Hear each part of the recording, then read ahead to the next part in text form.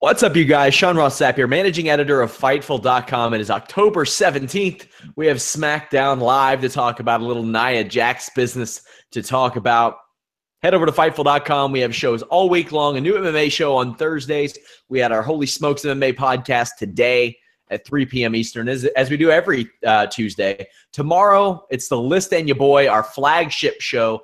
That pops off at 3 p.m. Eastern. And, of course, we have the Fightful.com forums, photos, videos, exclusives, interviews. Every single day you go to Fightful.com, you can see something there that you won't find at any other wrestling, MMA, or boxing website. We have WWE TLC this Saturday or Sunday, too, as well as UFC Poland and a Bellator post show on Saturday. We got Smackdown to talk about right now. I don't know what Jeff is doing. I'm Sister Lucretia! Oh, get ready for... Oh, I'm so spooky! Look at me! Kiss me, fat boy! Oh.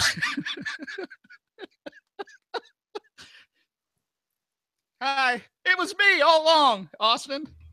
Sorry.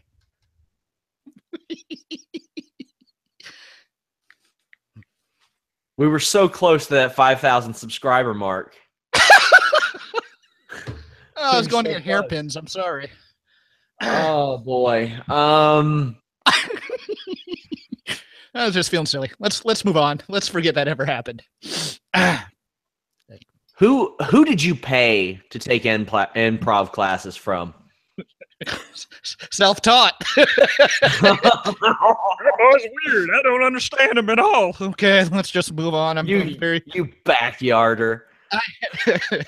Let's put it this way. I had an audition with a kid today, and those are the worst because he looks me dead in the eye and he goes, "Don't screw this up for me." And I just kind of looked at him. You're sick. I hope it was the same kid that asked Jinder Mahal what was next. We're also joined by Anna Bauert. Anna, if you still want to hang around, you're welcome to. Or if you want to leave. I was going to ask to resign. Yeah, that was... I knew that Jeff would be the end of me. How do you follow that? Like, what is... No, it's just quiet contemplation that I knew that Jeff would be my demise. I knew that this would be it. And it's happening and it's on air and I knew it. There's no blueprint on how you follow that, so I'll just get right into SmackDown Live. Oh boy, guys, you all can check out my match ratings. I do some segment ratings here and there too. They drop every morning after Raw, SmackDown, WWE pay-per-views. Some Ring of Honor pay-per-views, some Impact pay-per-views, things like that. Daniel Bryan gets an awesome reaction from this crowd and addresses Sami Zayn. And Anna, I have to say that heel Sami Zayn is already capturing my interest because he sarcastically dances to the ring. Yeah. To his babyface music.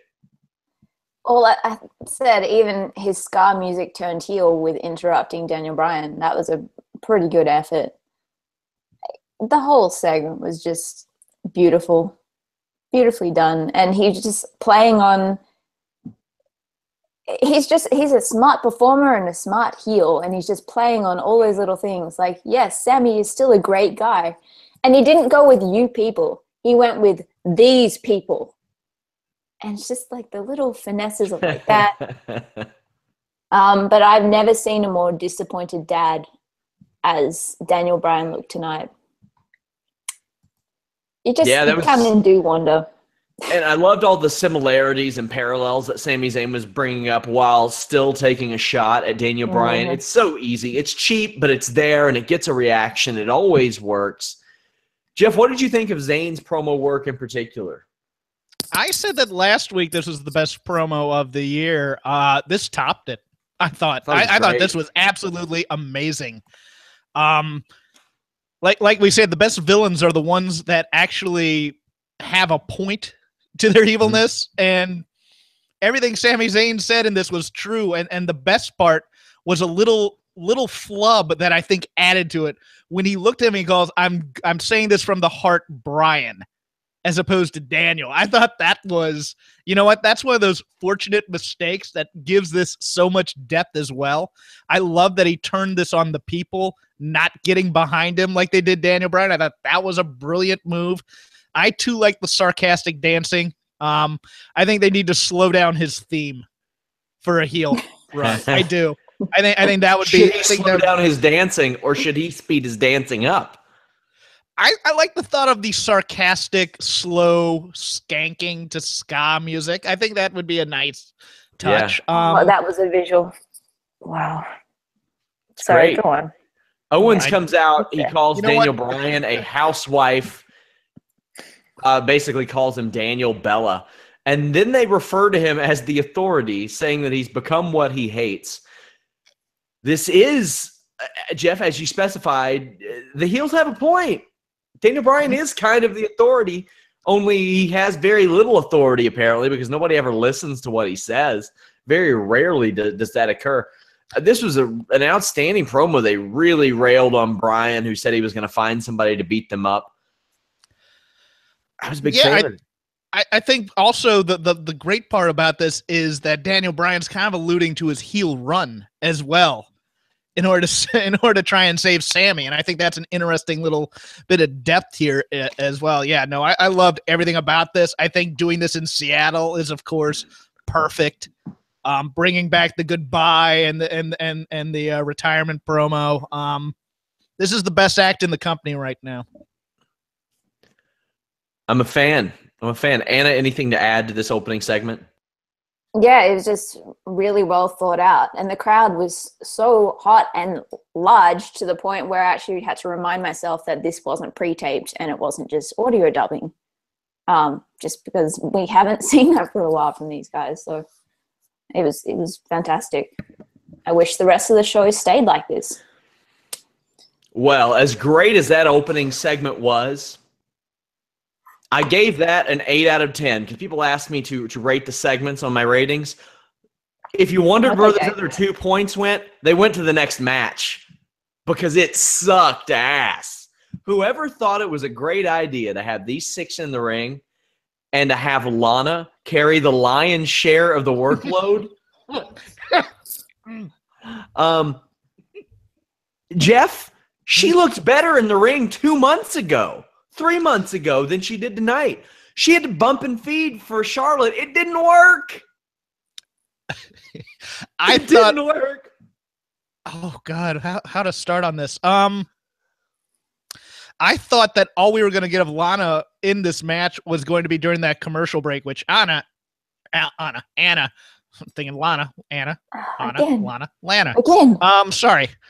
Anna, I thought, yeah, Anna was not privy to, but I go, hey, Lana grabbed a headlock. Blessed. I mean, that's all I thought. It was the worst headlock. And then she came back in. Sean Ross Sapp.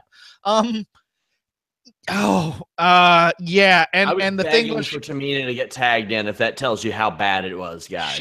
She was getting winded towards the end of this match, and it showed, and it just got progressively more sluggish and slower as the match went. This could have been one of the worst main roster matches I've seen all year. It was really bad, and virtually all of it was on Lana, and I hate to say that because I thought she looked like she had some promise like this summer. I thought that for somebody who hadn't really been in the ring that much, she had some good poise. It was just so bad. Like, the Charlotte boot missed Lana by about 3 feet, and she still bumped off of it. Lana had trouble working the camera. Really, the only other note I have is that as much as I like Becky Lynch, some of her offense is a little weird, like running 2 feet to the ropes to do a leg drop. That was odd. Anna, what did you think about this unfortunate train wreck that we all witnessed? The only time I want to see all of those women in or around the ring for the next few months at least is if they all can form with their magic rings one giant Captain Planet-like woman. That's the only way that I'm going to be convinced that that is worthy of all the women coming out, because they have used this now just repeatedly, week after week, with no real storyline behind it, no reason behind it except for the fact that their only point of knowing how women interact is watching Mean Girls. That seriously is how it comes across. And I that's wish this was as good as Mean Girls. I wish. But I was thinking about this in terms of Baron Corbin. He is like the jock schoolyard bully. And that's cool because that's his character. That's his thing. But they've tried to paint this entire roster with that brush that Natty seems to be taking the charge with. And maybe she wouldn't get on my nerves so much if it was just her and she took ownership of that. But they try to write them all exactly the same. And there's no storyline behind this. There is no reason to have this match tonight. And then I kept thinking in terms of Lana, like it's great that if she wants to learn and she wants to do this stuff, but this is main roster WWE. This is they don't have any what female people voice think about on writing staffs either. Like it's just no, and exactly that's NXT blows them out of the water with this stuff, and including in-ring talent when it comes to the ladies on the main roster for the most part. And look at what they have at NXT. And when people think of pro wrestling, they think of WWE, and they turn on and they watch this. Like, good on Lana for training up and everything, but they should not be putting her in this spot. It's just, the whole thing is just so bad. And it doesn't have to be like this. They have the talent. They have the talent that can pull off the stories, but they just don't have anyone that's actually batting for them or knows how to do this backstage. Yeah, let me add on to what Anna said here. NXT does this well at times. I mean, they do the same stories, don't get me wrong, but they have usually the talent / a little bit more depth to it. This is written like 13-year-olds, or at least men who have never had deep, resonant relationships with women. And this is what they think women do in their spare time. Oh, they want to grow up to be hot strippers, and they talk about makeup and they fight. They dye the end of their hair pink in their mid-20s. And all they do is they trash each other because women don't really like each other. They're all in competition with one another for the affection of men. Look at us. It's like, you know what the larger ones do? Leather. Lots of it. Nothing but leather. Yeah, no, thanks, Ryback. Yeah, no, it would be nice to have, oh, they all want to grow up to be dancers. No, I don't, no. And Lana it's a square peg into a round hole. I'm sure if she went to the Performance Center 4 or 5 days a week and just stayed there for a while, she'd get better, at least doing drills, and she could have a basic paint by numbers match. But this is just kind of forcing her on TV to prove a point. I don't know what that point is, but it's there.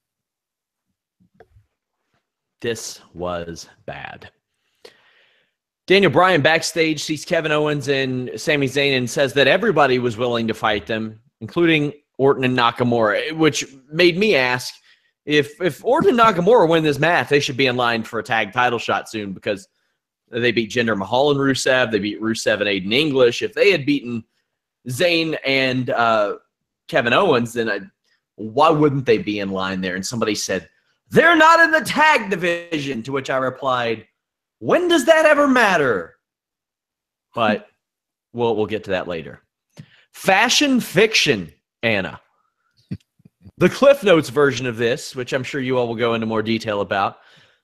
The Ascension wannabe Breezango's fans really bad, and they know the Bludgeon Brothers are behind all of this. Breezango really like gluten. The Ascension don't. I don't know how their friendship is going to recover, but this may be the most over the Ascension have ever been on the main roster. Yep. Look, at the end of the day, and I've said this before, Satanists, they too often get a bad rap, and just like everyone else, they want to be loved. And I think this is the lesson that we can take away from these. In terms of Pulp Fashion itself, they made a Happy Days Jump the Shark reference, which I very much appreciated, but at the same time, I do feel like this episode wasn't as strong as their previous ones. And I mean, it was bound to happen at some point. It's just natural. But yeah, that was kind of where this one sat for me tonight. Though I did really enjoy the Reservoir Dog shout out on the board.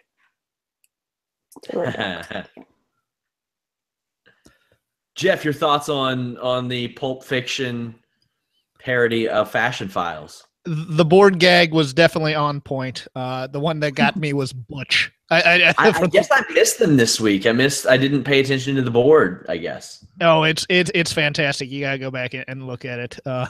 Your prejudice got in the way of enjoyment. Oh yeah, that's right, Mr. I don't like Pulp Fiction.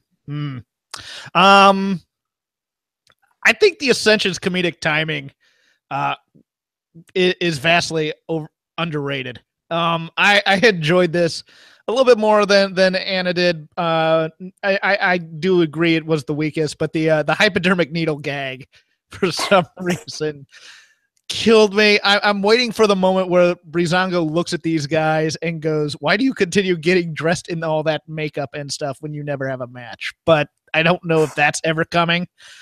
But I do this uneasy friendship thing where the Ascension is trying to tell Breezango what's wrong, and Breezango just not listening at all to them, just continuing to do the shtick, is at least going to be amusing for a couple more episodes, I think. So I was happy with it.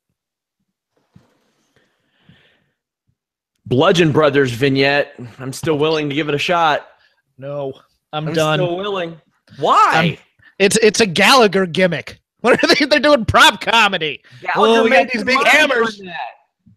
Ooh, we're gonna go in the woods and talk funny, and then we're gonna smash things with a hammer. Look at us, No, no. I like Luke. Awesome.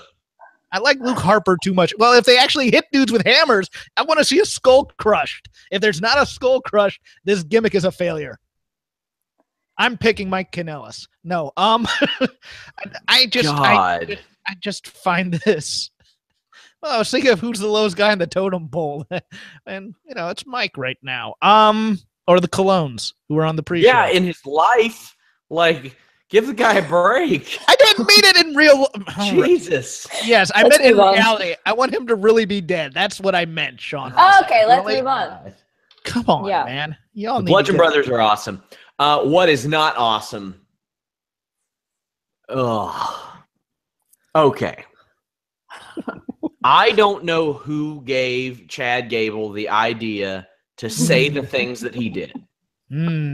But they don't need to have a job anymore. And I don't call for people's jobs, but they don't need to have a job.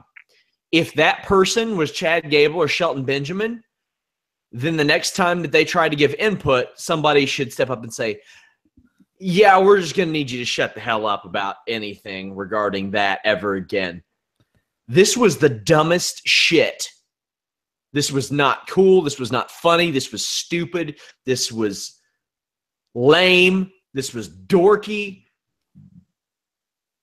Anna, who do you think gave them this idea? I don't know, but they missed out on two things that were necessary for this. Gable to wear a sweater vest and a polo tied around his shoulders, and it would have been it. You would have had the complete look. But no, that was my entire notes was, oh God, Gable, no. So, yeah.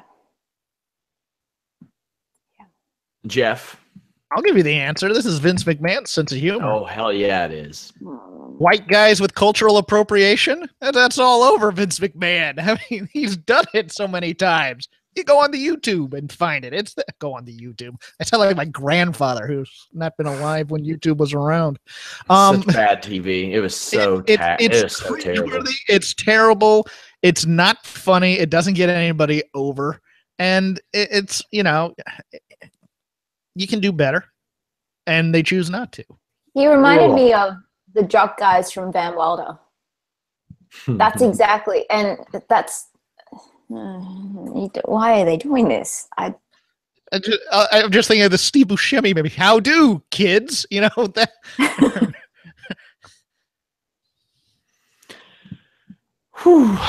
There's a New Day, Aiden English, Rusev segment. Rusev is over as a babyface right now. The crowd cheered at the sound of, or at the idea of Rusev Day And he says, we don't need to worry about New Day anymore. It's Rusev Day. Before this, Aiden English walks around backstage singing and complains when people are on their phone. Then those people who were uninterested in his singing were dancing and eating plenty of bootios. Jeff, where's this going? Well, first of all, happy Rusev Day, Anna. Happy Rusev Day, Jeff. Sean Ross Sapp. Thanks. I need some nicety because I'm having a rough show.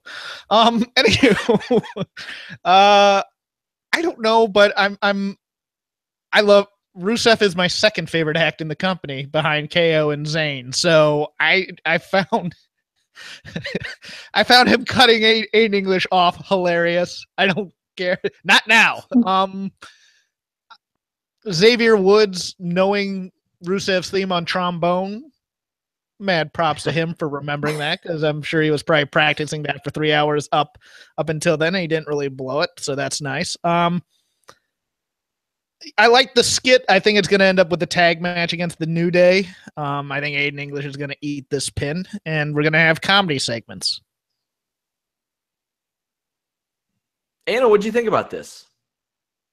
It just pretty much summed up the world at the moment.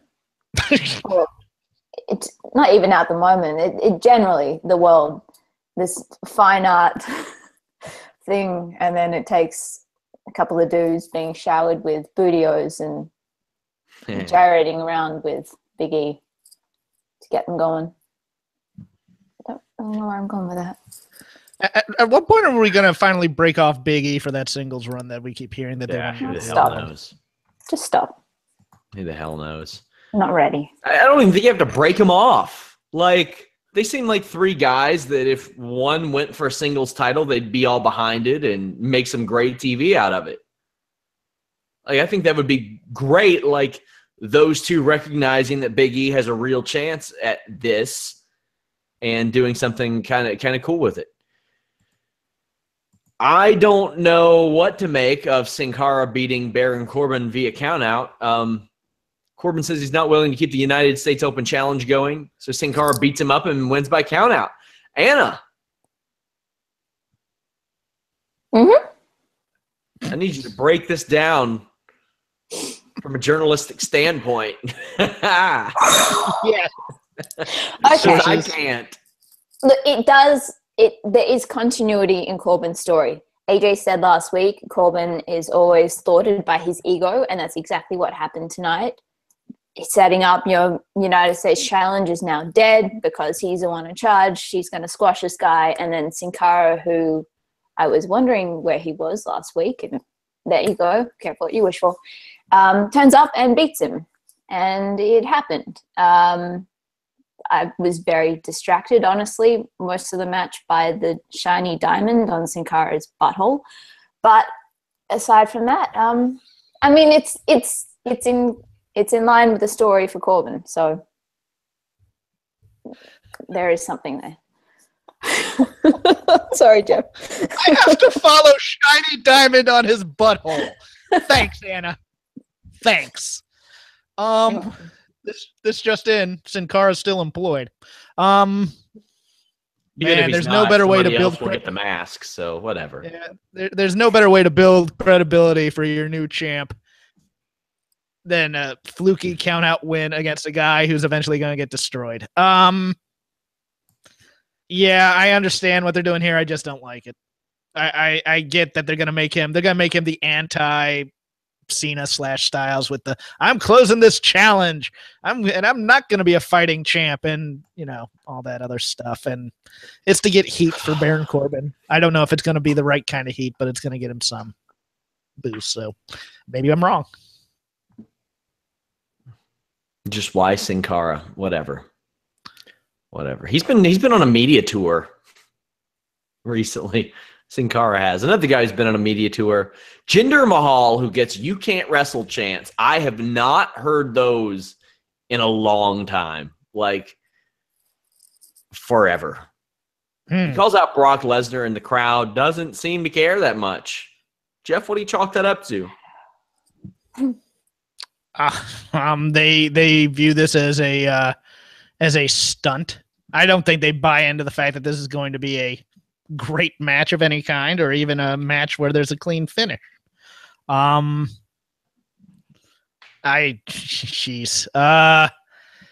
I know they want to build Jinder up for the India tour. I think that's the end game here, but they're gonna still have to keep Brock strong because they're feeding him to Roman. It's gonna be a match with a wonky finish. You know, something like Brock gets counted out or DQ'd and then destroys the Singh brothers after the match, and nobody really takes a pinfall. And both champions are strong and get something out of it in their minds. So that's my feeling on this. AJ Styles comes out after Jinder says that there's nobody left here to beat. Keep in mind, Jinder has beaten AJ Styles. This did happen already, like in May. I blocked it. Yeah. Continuity. What's wrong with you? AJ would be in line for a title shot. He just lost to Baron Corbin. Styles attacks Jinder, and backstage, Jinder wants to make AJ Styles pay. So Sunil's going to fight him next week, and I thought that was probably the single best thing Jinder Mahal has ever done, probably since 3MB. Anna, I want your thoughts on this entire deal and Sunil versus AJ for next week. He's dead.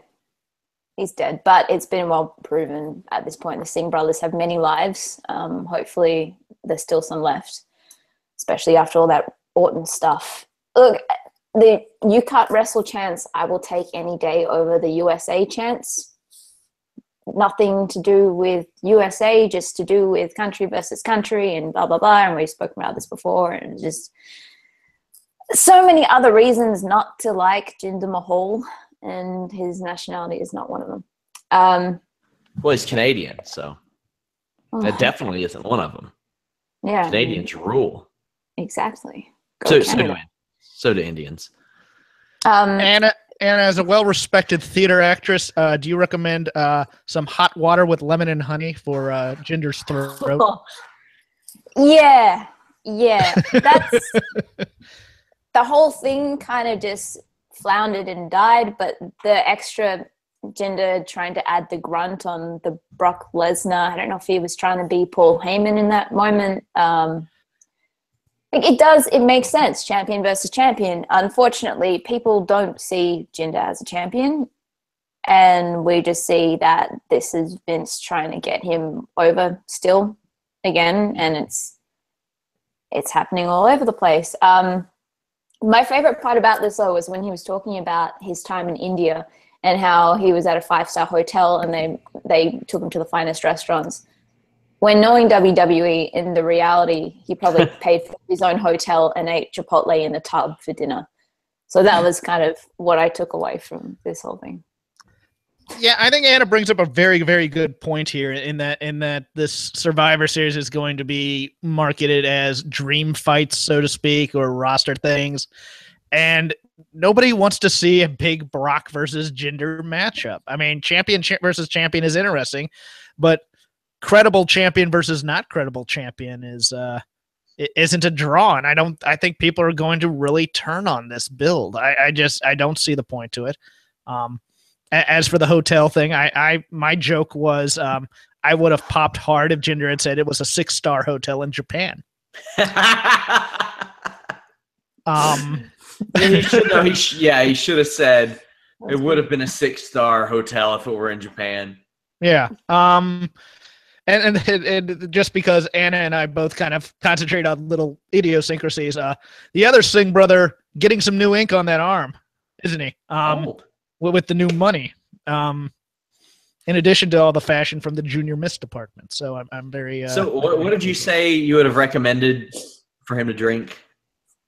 Hot water with lemon and honey, or tea, perhaps. Yeah. In honor of the legendary John Dunsworth, Mr. Leahy, I will suggest instead a drinky poo. R.I.P. Mr. Leahy. R.I.P. Up next, Dolph Ziggler defeated Bobby Roode. This was way better than the match they had before. But last week, Bobby Roode forgot his lines, so he loses tonight. And boy, did he ever forget his lines last week. That was not They were not happy about that. Nobody in that situation was happy about that. I was told one person, I wasn't given specifics of who laughed it off, but one person laughed it off. Everybody else was pretty upset about it in regards to that situation. I thought this was a good, quick-paced match, and Ziggler won, but we're in 50-50 hell. Bobby Roode using the Saito suplex or the Uranagi, whichever you want to call it, the spinning Uranagi, whatever. I like that. That's cool. Jeff, what's up with Ziggler and Roode? This was their best match. It seemed like they were actually inspired to go out there and put some effort in tonight. But to quote a great man who I know, this ending was a duty. I really did not like it. You can't sell a pulling the tights thing with that short of a match. In my opinion, and you can't sell it as this great breaking of the rules when Bobby Roode and Ziggler were already switching up doing that. The ending really fell flat for me. Anna? It's right now the feud is built on holding tights, and we're going to get a full moon at some point. With these two? Oh yeah, we are. Yeah. I just don't understand where Baron this is Corbin actually come going to and go. howl at it since he's the lone wolf. Can I throw something crazy out there and just see what you guys think of this? Because it feels like it's a build to a mutual respect angle and then becoming a team. It does. It feels that way somehow. I don't think so. I mean, it's there with the gimmicks. Come on now. Bobby Roode fits that SmackDown main eventer profile that used to be the NXT main eventer profile for a while, where you do a finite number of stuff, you stick to it, and you have the same match over and over again. Yeah, this is the Becky Lynch build. Yeah. Kevin Owens and Sami Zayn defeated Randy Orton and Shinsuke Nakamura. I really, really enjoyed this match. There's an RKO tease on Owens early that's pretty good. It is a real change of pace to see Sami Zayn targeting a limb and working it over as a heel. I was like, whoa, that's odd. Nakamura has the same kind of match he's had forever where his knee gets attacked and then he uses it. Don't like that. Zayn is sent through the announcement table, as Braun Strowman has dubbed it. He holds his arm after, so that worried me a little bit, but he was fine right after that. Back in the ring, Orton catches Zayn with, I think, one of the best power slams he's ever thrown. Definitely the best in recent years. A low blow, and Zayn gets the win. Randy Orton looked motivated. That made me happy. He looked like he was out there having fun. I love seeing that out of Randy Orton. Backstage, Owens and Zayn hilariously ask and giggle to Daniel Bryan, what's next? And he says, it's up to Shane McMahon, who's returning next week. Then they timed the show out wrong. And Nakamura and Orton had to chill at the bottom of the ramp while Zayn and Owens came back out and embraced and frolicked. And it was a happy accident, in my opinion. I just want to know which WWE producer was giving the international sign for stretch. Oh yeah. This is one of those things Vince McMahon is, I would say, is probably going to be very upset about, because you want that, if you're him, you want that show to go off the air with, you'll find out from Shane next week. Unfortunately, USA didn't have Class Not Ass queued up yet for the USA Network, and Todd Crisley wasn't good to go. So they had to go back out there and dance around a little bit. Anna, tell me your thoughts on the match and how the ending of the show played out. Honestly, I don't think you could have gotten a better ending than this is Sami Zayn. He is my best friend. Hug me, hold me tight. That's all you ever need. And I kind of hope, I think he inadvertently set up the return of Jericho with either Lance Storm or Ralphus. And if that's WrestleMania 34, I'm happy. Yeah, that ending was just, it was bizarre because they were focusing on Orton and Nakamura, and Orton was kind of staring at Nakamura. I'm like, okay, a heel turn's coming again, and then nothing happened. But hey, hug me, hold me tight. The match was good. It was entertaining, and I think it was a great way to reintroduce the love of Kevin Owens and Sami Zayn, and I'm just so happy for them. They look like such a happy couple. And if I can find a love as pure as that, then that's all anyone ever wants in life, really. But the low blow, I thought, was actually just retribution from Sami Zayn, because, as some of you may know, in Most Ridiculous, I used to do a Balls report, and Sami Zayn was actually the victim of a lot of those Balls reports, either from crotchings or low blows. So I feel that this is just karma, retribution. It's all is right in the world, pretty much. Jeff, and Shane's alive. Jeff, this final segment. Love the match. I agree totally with you. This is Motivated Orton, and Motivated Orton is a really good Orton. Motivated Nakamura too, I think.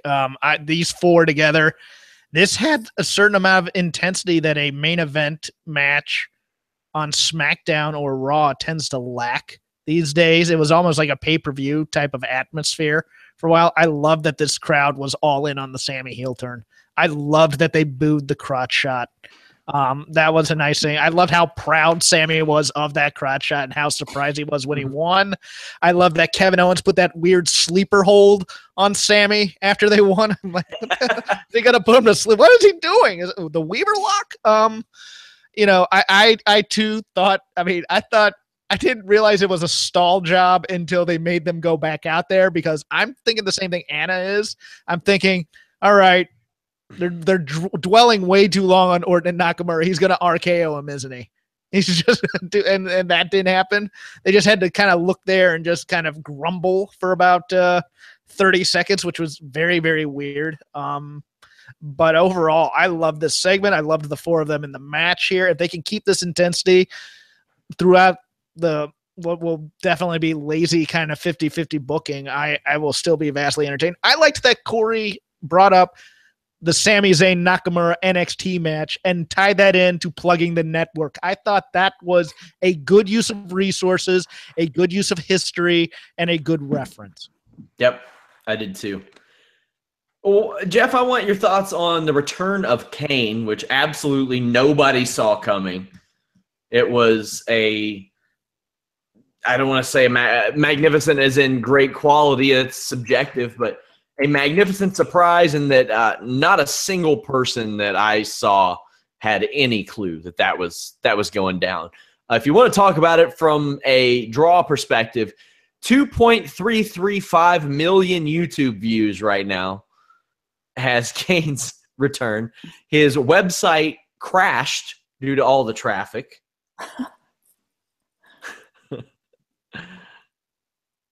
I want your thoughts, Jeff. Okay, I wasn't sure if you were done.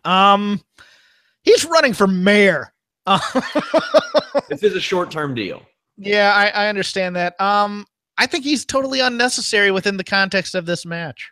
I thought 3 versus 4 was fine. I get we're gonna have this added, the big other spooky monster coming in, booga booga booga, whatever. I mean, all that's needed now is Daniel Bryan to come down to the ring with Ryback, and we can just kind of retcon the entire Shield thing.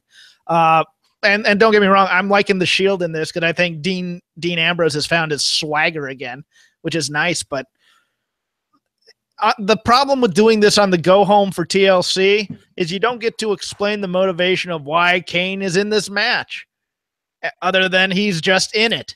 I mean, they could explain it before then, but we'll see. Yes, they did, but they didn't. That's the thing. And it's so weird, because it's a spectacle, big time,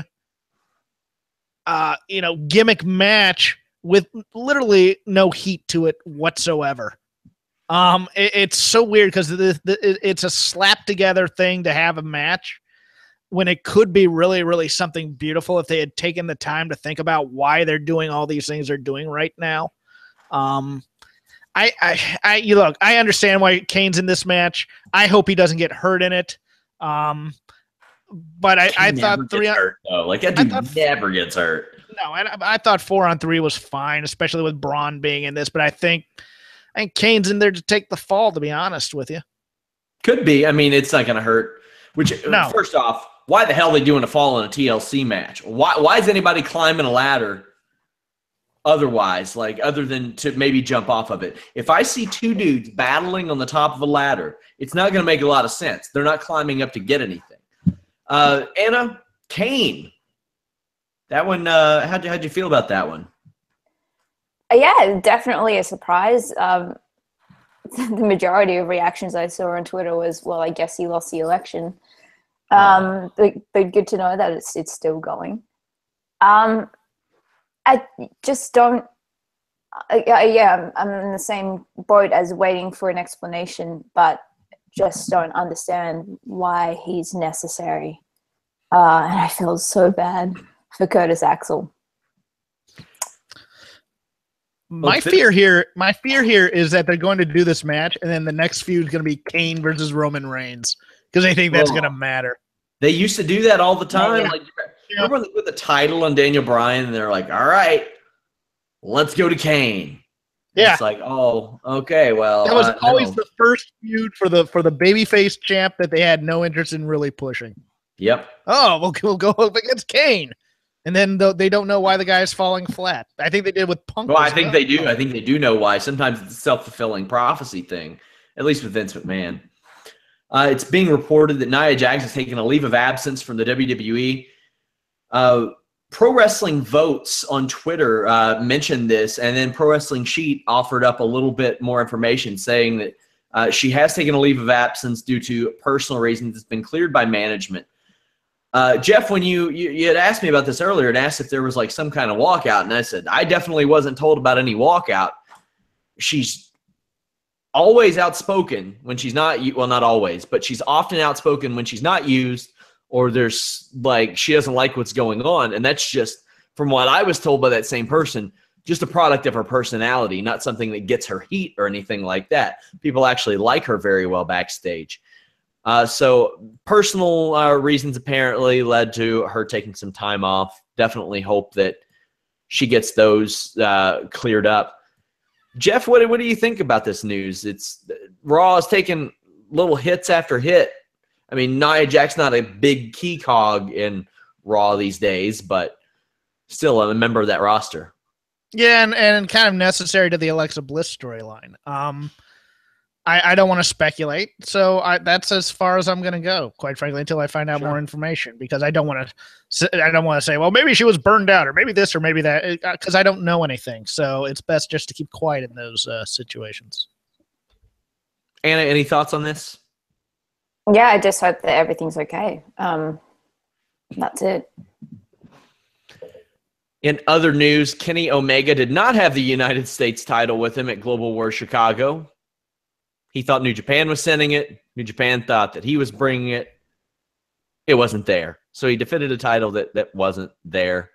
No big deal. Nobody thought that he was going to get beat by Yoshihashi, did they, Jeff? No. So you could have left it wherever the hell you wanted to. It doesn't matter. You know what? It's symbolic of that match. Nobody believed he was going to lose the title. Why bring the title? Yeah.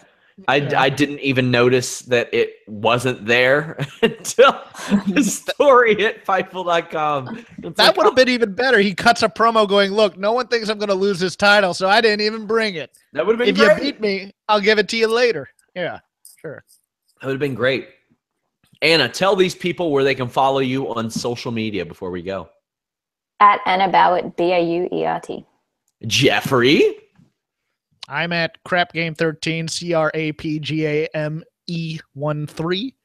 Rob McCarron actually went to this Global War show in Chicago, so he was there live. So we'll be doing 60 on the greatness of Toru Yano, and we'll be having our own TLC preview on Shake Them Ropes, all one word on the Twitter.